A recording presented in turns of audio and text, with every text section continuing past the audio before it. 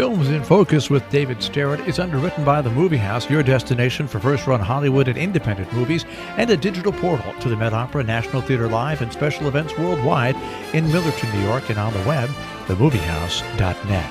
David Sterritt is the editor-in-chief of the Quarterly Review of Film and Video, contributing writer at Cineast, film professor at the Maryland Institute College of Art, and Robin Hood Radio's very own critic. He joins us weekly. The films are Irresistible, Lucky Grandma, and House of Hummingbird, which makes one easy sentence. Hi, David. How are you?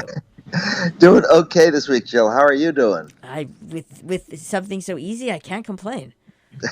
All right, well, that's good. Yeah, I got 3 films as usual this week. Let's start off with Irresistible. This is the second movie. The first one was a few years ago called Rosewater by Jon Stewart. It was written and directed by Jon Stewart, who, of course, is still best known to most people as, for many, many years, the presiding spirit over The Daily Show, doing political satire and very, very serious-minded political satire on TV. And now he does occasionally make a feature film, and this is his second one, as I said. And it is, again, a political satire. And it stars Steve Carell, and who is, by the way, I think quite good in the film. And it is, it all starts right after Donald Trump is elected president. And we find out that the main character of the film, who is a guy named Gary Zimmer, played by Steve Carell, was a big operative working for Donald Trump's opponent who lost the election. And poor Gary Zimmer is quite devastated and crushed by this and doesn't know what he's going to do next and what's going to happen to his career and how can he continue to live a life after this horrible disaster. And then he happens to run across seeing this guy out in the Midwest, in Wisconsin, this ordinary man who was making a speech in front of his town council, not a speech, but sort of one of these town hall type things, and who was speaking up on behalf of various liberal causes, immigration and so forth. And Gary Zimmer says, well, my gosh, there are still good people in the world, even in the American heartland. This guy, whose name is Jack Hastings, this guy stands up for these liberal values. I'm going to go out there to Wisconsin, to this little town in Wisconsin, and I'm going to persuade Jack Hastings to run for mayor, and I'm going to manage his campaign, and that's going to make me feel that I'm doing something good for my country, and I'm doing something good for heartland America, etc. So that is basically the whole story of the movie that follows. Gary Zimmer goes out, does successfully talk Jack Hastings into running for mayor, manages the campaign. Now, to a large extent, Irresistible is kind of an old-fashioned movie. It's a fish-out-of-water movie. Obviously, Gary Zimmer, who is a big Washington, D.C. operative, doesn't exactly mesh 100% well with all of these rural folks out there in this little town. So we have a lot of humor based on that. A couple of the first people he meets when he gets out there are a couple of farmer types who are both named Mike. So they're known as Big Mike and Little Mike. Everybody has nicknames. So, of course, they immediately nickname him DC Gary.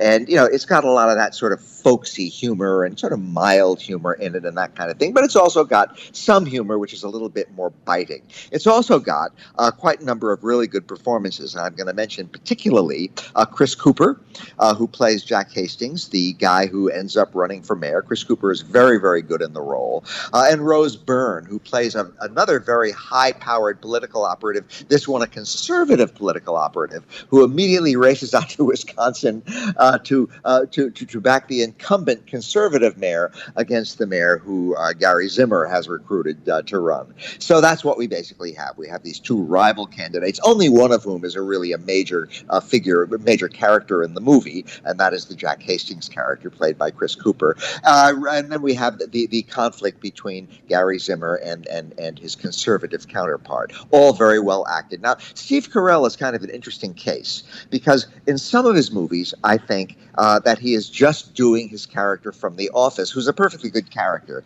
But sometimes I think Steve Carell has trouble really getting beyond that and doing something really original. That, for example, happens in another political satire just a couple of years ago, Vice, which I did not think was a very good movie.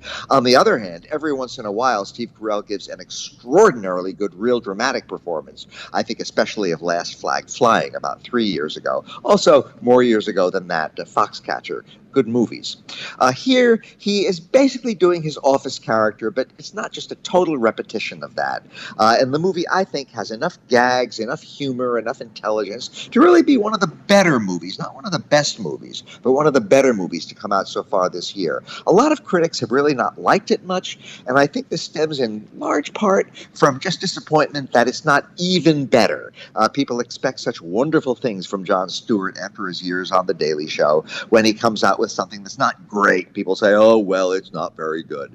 But I think Irresistible is a perfectly good movie. It's a movie that is really about things. It's about politics. It's about conflicts between urban America and rural America. And even though it's no great movie, I had a good time watching it. It has some good laughs, and I found it very diverting from beginning to end. So I hope Jon Stewart keeps on making feature films, and I hope that people go to see Irresistible. Again, not a great movie, but a good movie.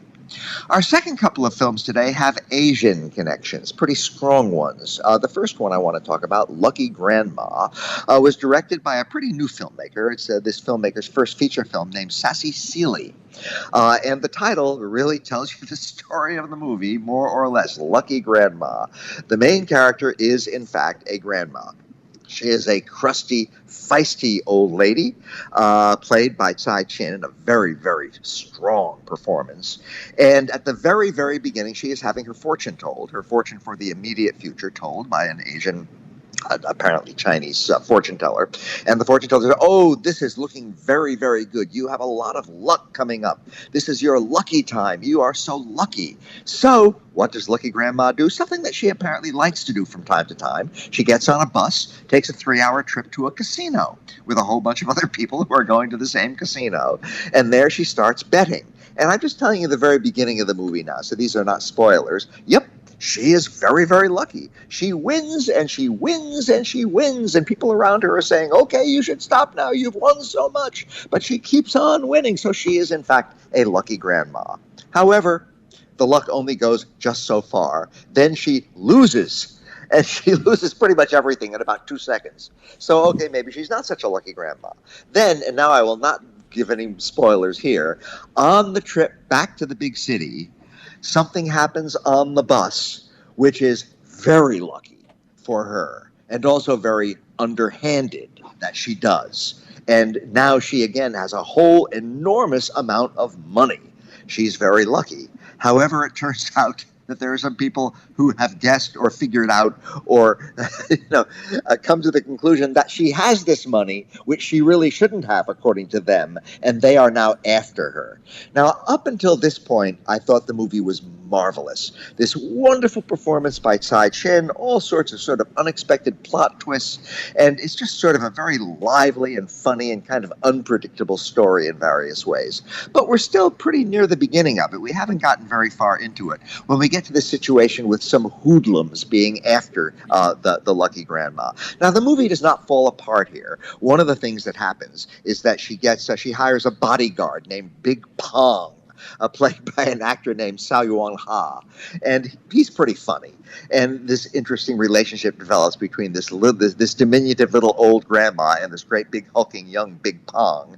And so there's some humor there. But basically, we now have a whole lot of sort of comic menace going on, where these hoodlums are after grandma, and Big Pong is doing a so-so job of protecting her, and there turns out to be some chasing and some fighting and stuff like this. And I felt that the movie's originality really kind of went downhill. So I would say that Lucky Grandma, it's an amusing film. It's kind of an interesting film in a way, but I wish that it had managed to keep up the real comic momentum that it has at the beginning.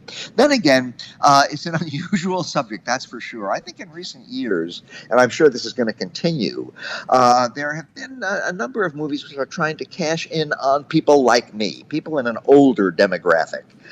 For a long time, older people were pretty much neglected in big mainstream movies, and Lucky Grandma is more of a little independent movie. It's not so much of a big mainstream movie, but it's another one of these films that's in a way trying to cash in on older viewers, and that's fine with me. I think that's great, and this movie falls into that category.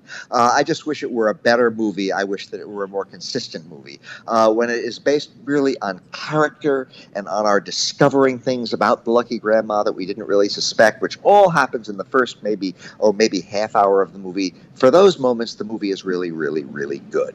But once it turns out into chasing and fighting, and even though a lot of it is handled for laughs, I think it becomes less interesting. That said, however, for people of any demographic, it's a mildly entertaining movie, and it's certainly being well liked by a lot of the people who are seeing it.